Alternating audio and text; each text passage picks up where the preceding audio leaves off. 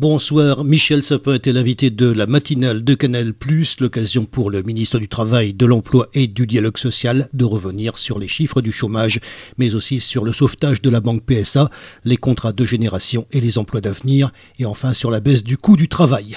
Le ministre est en premier lieu revenu sur les chiffres du chômage dont l'augmentation traduit, selon lui, la volonté du gouvernement précédent de retarder les plans sociaux avant l'élection présidentielle. Ainsi, l'augmentation serait directement liée à l'action du gouvernement précédent. Pour le ministre, l'objectif fixé par François Hollande d'inverser la courbe du chômage d'ici un an reste raisonnable, mais de prévenir qu'un retournement d'ici la fin de l'année est exclu. Michel Sapin est également revenu sur le possible apport de garantie de la part du gouvernement pour sauver la banque PSA. Le ministre a d'abord expliqué la distinction entre l'apport de garantie de l'État auprès de la banque des 8000 suppressions de postes dans la production de voitures qui souffrent de l'état du marché, mais jugeant trop brutal, trop élevé le nombre de licenciements et relevant le manque d'accompagnement en termes personnels ou en termes de réindustrialisation. Si la banque s'écroule, c'est l'ensemble des ventes qui s'écroulent, donc il n'y a plus de voitures à fabriquer, donc on voit bien qu'il est indispensable pour les salariés de PSA que cette banque ne s'écroule pas. Il faut que sur le plan de restructuration, de licenciement, de suppression d'emplois, il faut que PSA bouge et ça bougera.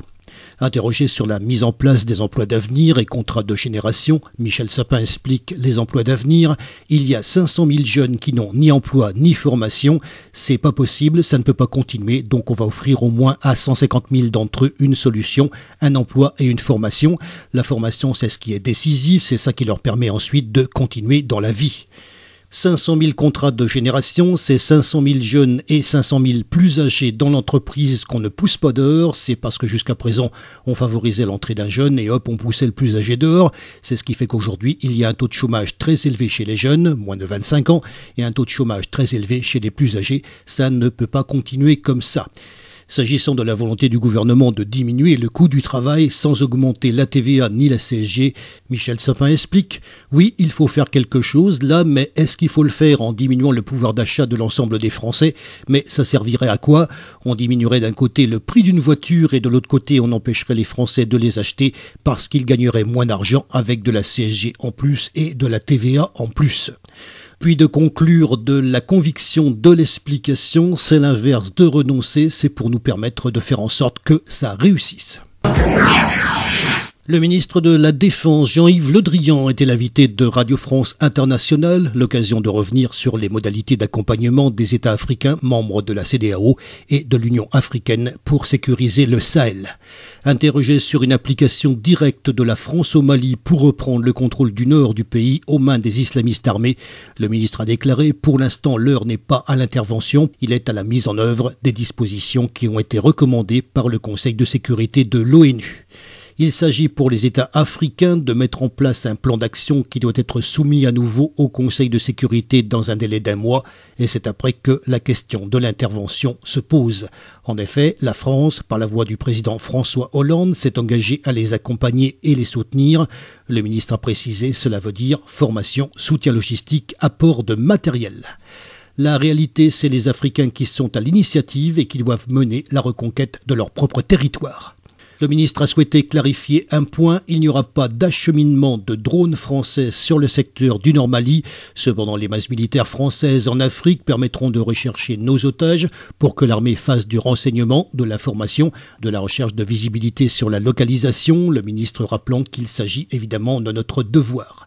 Jean-Yves Le Drian a rappelé la dangerosité de la situation et les précautions auxquelles l'armée s'astreint. Tout est dangereux pour nos otages. C'est la raison pour laquelle nous sommes très prudents lorsque nous en parlons et la raison pour laquelle nous déployons énormément de moyens pour rechercher leur implantation. Ils ne sont pas tous au même endroit et pour imaginer leur exfiltration. Sur l'hypothèse d'un dialogue entre la France et les groupes de ravisseurs, le ministre s'est refusé à tout commentaire. Il a simplement déclaré, concernant les groupes, il faut essayer de créer des liens avec certains d'entre eux.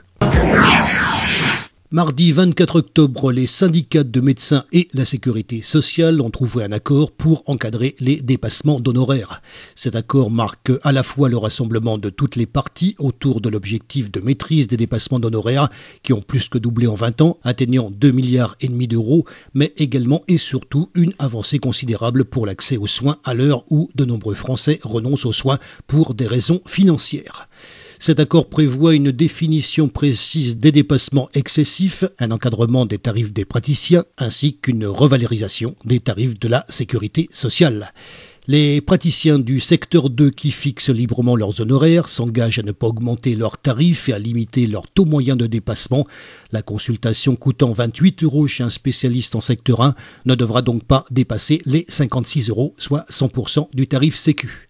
Par ailleurs, pour les situations d'urgence et les patients modestes, le tarif Sécu sera appliqué.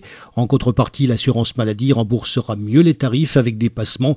Le patient sera ainsi mieux remboursé par la sécurité sociale et les complémentaires. Les négociations ont également abouti à une définition précise des dépassements. Désormais, un dépassement sera considéré comme excessif par l'assurance maladie quand il dépassera 150% du tarif de la sécurité sociale. Des instances seront par ailleurs chargées de prendre des sanctions en cas d'abus. Ces sanctions seront fixées au cas par cas.